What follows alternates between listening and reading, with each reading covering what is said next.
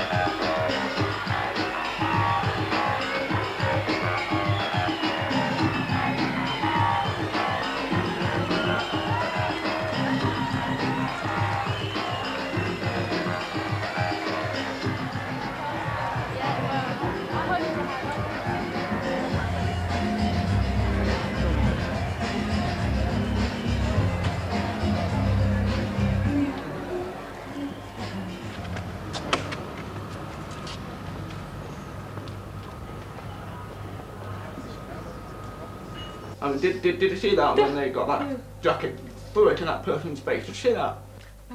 It's been weighty. Yeah. I thought it was quite funky in a slightly mad sort of way. They were throwing things into the crowd. Did you see that? Yeah. Now we've got to realise that this is going to go into a massive set-up by hearing people. So why don't we get together and put together a supplement that proves to hearing people that deaf people like us could do just as well as them. So what do you think? I think that's a really good idea, because I've been working now as a fashion designer with hearing people for 5 years, and they still don't seem to realise that as a deaf person I can design. What do you think? I think it's a good idea. I work as a model, and like you, I've always worked with hearing people. But now, to work with a deaf team, I think will be fantastic. So we can go put it on the internet, and we go all over the world. So, be good, be excellent. Yeah, good exposure for us. That'd be good. I can do that.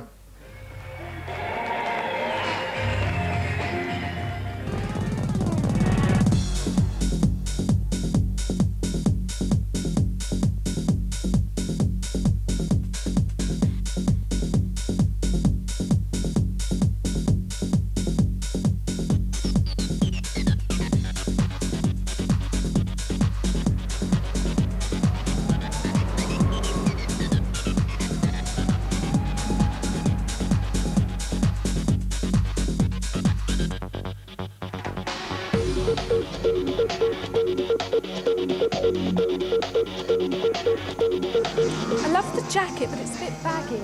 Okay, I'll just get the tailor for you. Hold on. Hello? Hi, it's Maria. Can you please get Ferris to get on the phone for me, please?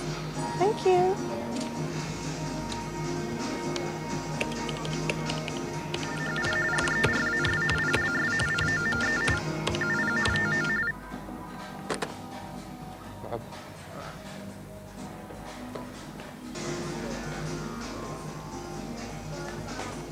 Hi.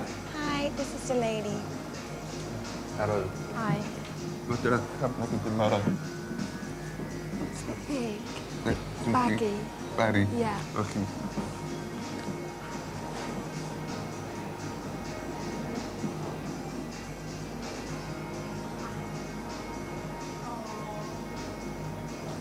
Everything okay? Yeah, that feels much better. You are good. Yes, looks lovely. That's good. Thanks. Thank you. Yeah, great. Thank you. I studied fashion for 4 years, and I've now been working in the industry for 5 years, so that's 9 years altogether. I have a lot of my own ideas about fashion, but they're not taken seriously because people just see me as being deaf. They don't seem to think that I can do the job, but I can. Why not? Being able to hear, it's got nothing to do with it. It's about having a positive frame of mind and an ability to design. I have ambitions to make it to the top. I know I can't do it overnight, but I'll get there. I'm already halfway to where I want to be. I'm not sure exactly where I'll end up. Depends what direction I decide to take. But I don't worry about it too much because I'm happy with what I'm doing now. I do want to get to the top though because so many hearing people make it successfully and so few deaf people do. There's no reason why they can't though.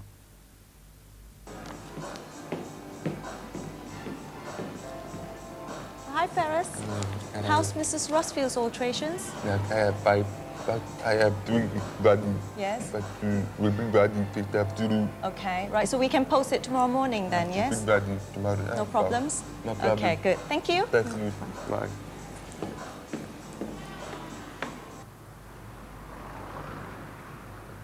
I don't think the doubts were based on the fact whether he was deaf. Okay, it was more, to me, we were more concerned about the quality of the work. That was actually, you know, what was uppermost in our mind when we interviewed him. This is a store in Bond Street, okay? If we have any alterations, even if however minor, the quality, the finishing has to be so good, like the original. Okay, and that was our main concern because, you know, nowadays it's very hard to find tailors that are so skilled.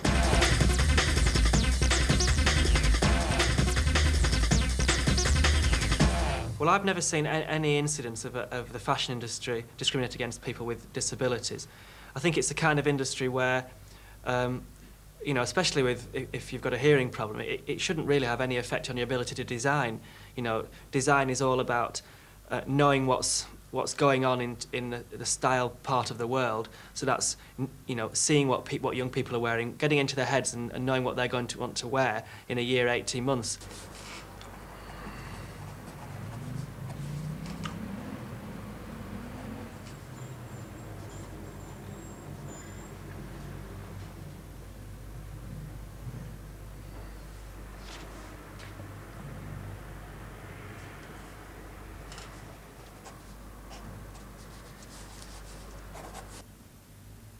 Where do I get my ideas from? Well, it depends. If I'm feeling a bit down, then the ideas don't come. But if I'm happy and I'm having a good time, then I'm full of inspiration. Sometimes ideas will come to me when I'm in bed at night and I have to get up straight away and start sketching them. Or it could be that something will come to me when I'm sketching for pleasure, which is something I do because I love fashion. Sometimes I can get ideas just by looking at other people and thinking, I could change the way that they look. Or it comes from looking through magazines because I tend to get bored with seeing the same thing again and again. And sometimes ideas just pop into my head automatically and I think I've got to get this down on paper.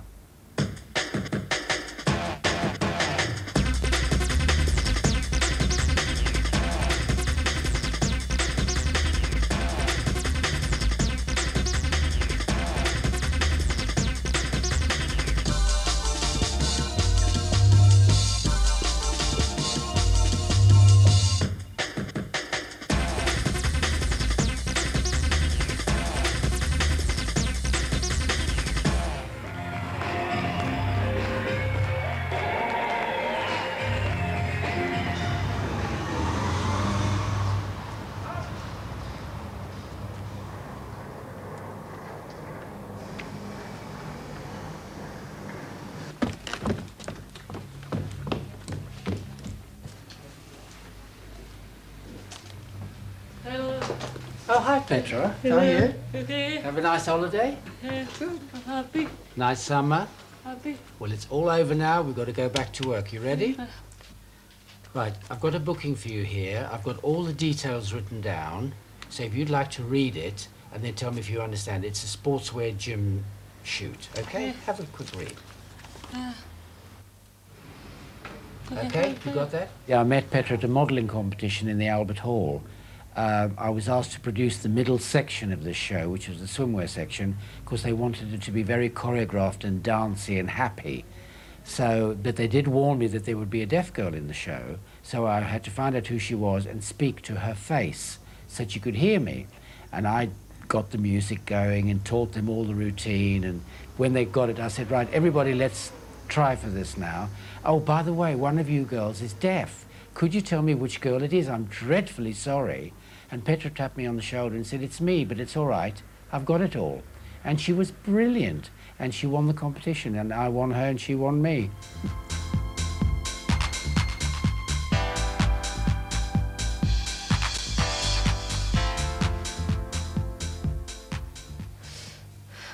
I've been modelling for 10 years now. Do I enjoy it? Sometimes, yes. What I enjoy most is the catwalk, rather than photo sessions. Because the catwalk is much more exciting. It's fast-moving, and, well, I like the attention, a bit. It's fun wearing all the clothes, and it gives me such a buzz. Photo shoots are quite different. There's just me and a photographer. It's a slower pace, there's lots of hanging around. But what is interesting is the travelling. I do enjoy that part. And you get to meet so many nice people. You stay in nice hotels, in different places. So yes, I do enjoy it.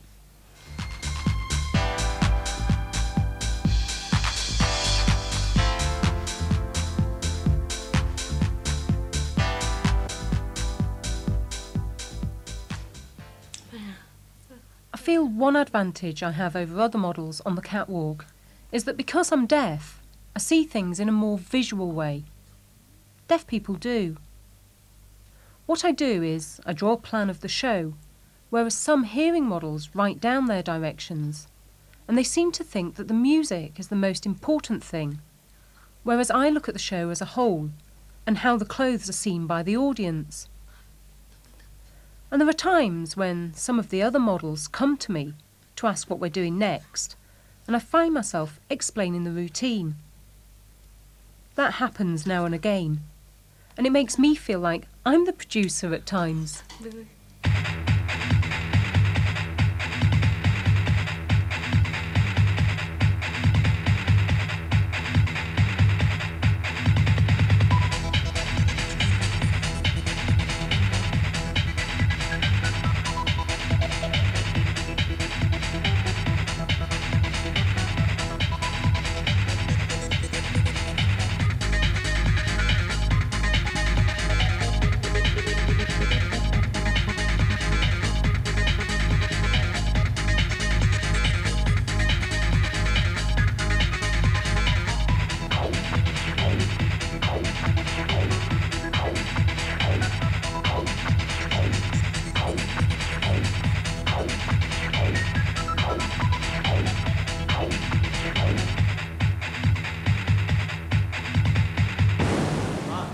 So I was thinking of doing this shoot on location, perhaps in the countryside. And I think Petra is perfect for that anyway, with that nice long hair. It's just that kind of model, countryside would be perfect for Petra. So I had a look at this place. It's called Fisher's Farm. Okay, it's a really nice place. What do you think? Perhaps Well, that would be ideal. We'll be like taking the opposite to the countryside. Yeah. Yeah. Especially then it's very formal, very open clothes really. But the only thing is the colour is quite tweedy, almost countryside. So I think, yeah. I think the shoot would look really good at this place, Fisher's Farm Park, with all the nice locations they've got. Do you want me to show you some pictures? See, the caravan is really nice, I could perhaps shoot Petra in the corner, quite a tight shot. Four-leg shot. Four-leg, yes, I think. Bar here, perhaps something like this. Yeah. Just quite a tight shot there. Yeah. So that's one thing we could do. Yeah. Something else I saw, like a lean-to with right. farm tools and things like that.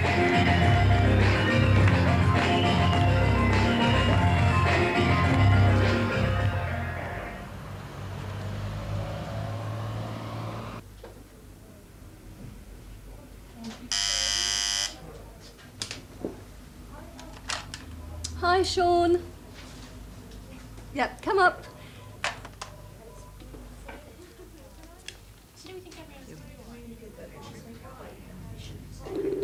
Yeah. Yes, or you can pop in and show them to us. Sean's definitely one of our favourites as far as bringing him up and getting girls new pictures. He's got great ideas. He will give inspiration to their portfolios, and he's always a winner as trying to get a new test and get some new pictures. It's great. Hello. Hi, Sean. Hello. How you doing? Okay, shall we go to the studio now? Yeah. Okay.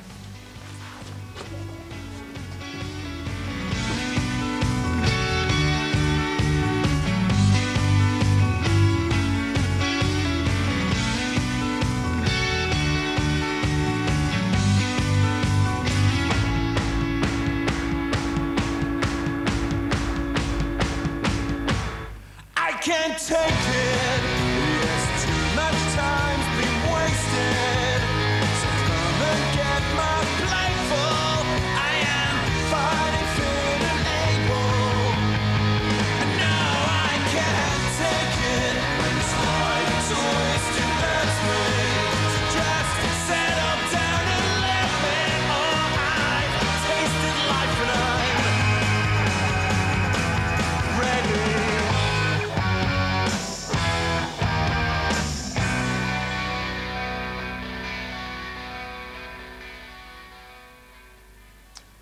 When I decided to become a photographer, I didn't think my deafness would be a disability, because the way I thought of it was photography is a very visual medium, and I'm very visual. And I did think you needed to hear to be a photographer, but of course I soon found out that to be a photographer's assistant, really, you need to be hearing, because of the amount of phone work involved. So I was wrong there. All the photographers I saw, except for one or two, were extremely negative when they realised that I was deaf and that I couldn't use the phone or that sort of thing. Anything like that could cause problems or could be difficult to deal with. So I never got to work as an assistant. So I thought, that's it. I'm going to work on my own and see what happens. I said, yeah, and just lean forward a little bit, that way a little bit. That's it, yeah. The reason I'm not a big hotshot photographer right now is because I haven't been to see all the fashion magazines just yet. Because right now I've been working on my portfolio. Once I've got that put together, I go and see other magazines, so it's just a matter of time. Who knows? Maybe I'll get there, maybe not. Fingers crossed.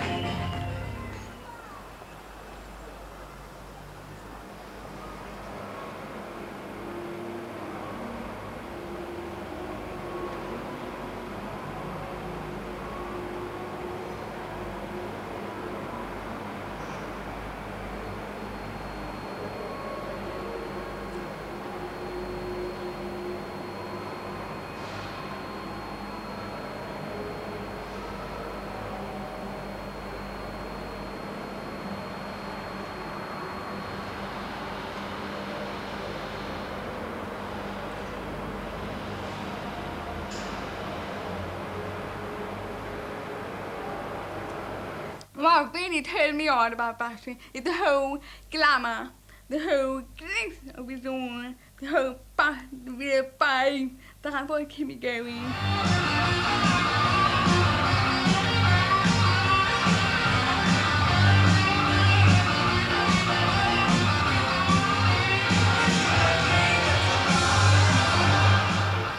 First time I realised I wanted to be a fashion journalist was when I was doing my BA in fashion design, and realising I did like the design business, design side of the business partly because you have to think of some 80 ideas twice a year, and they have to be fresh every time, yeah. And I don't think I couldn't cope with that kind of pressure.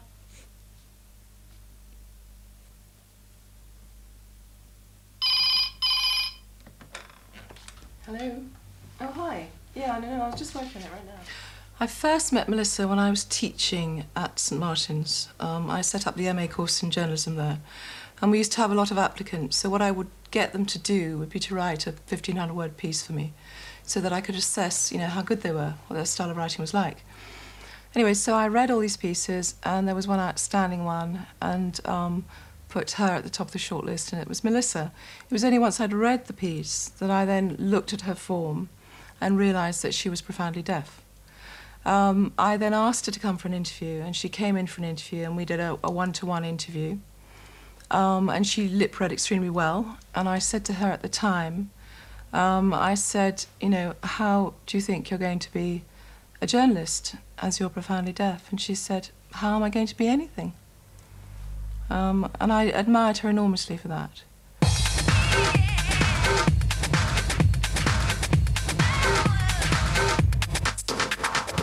It's hard because fashion the car show beat me up a day. Okay, please write me an article on so and so because I just don't have the ability. Yeah. But it's also easy because there are very, very few deaf fashion journalists. So it is more likely to remember me. The fashion industry is not easy. It's a very tough, very competitive world. It's also a very impatient world. And people are always in a hurry. There's another deadline. In the same way that there are huge deadlines in journalism, there are also huge deadlines in fashion. So people are impatient. So my concern about Melissa is that people wouldn't stop and listen to her hard enough to begin with. There have been times when I felt it was really worth it because it's so hard and there are so many obstacles. But when it comes to the freedom of seeing my article in print with my name as the byline, that's what keeps me going. It never lets it get to me. Never.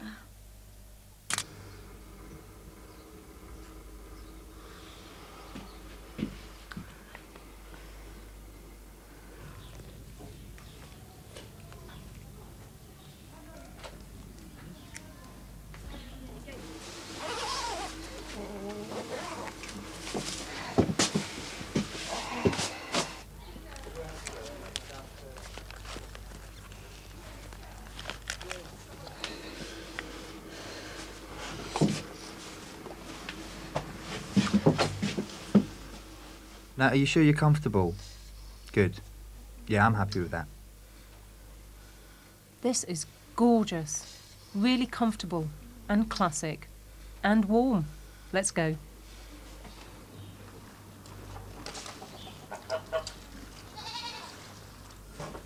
Okay.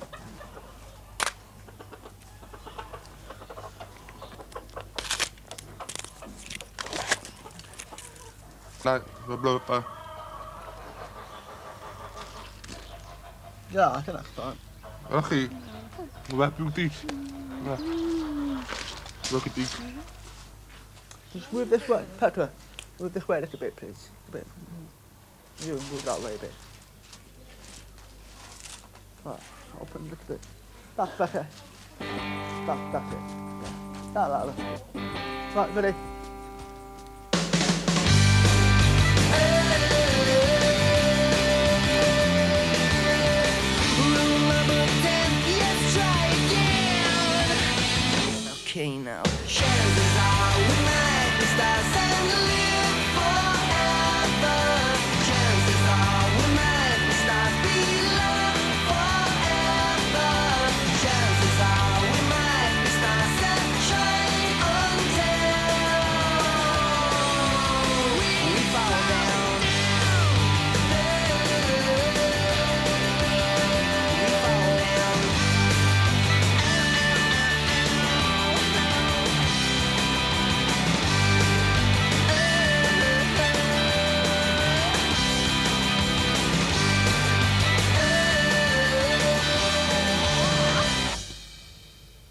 a way, it was quite hard working with other deaf people because it was a new experience for me.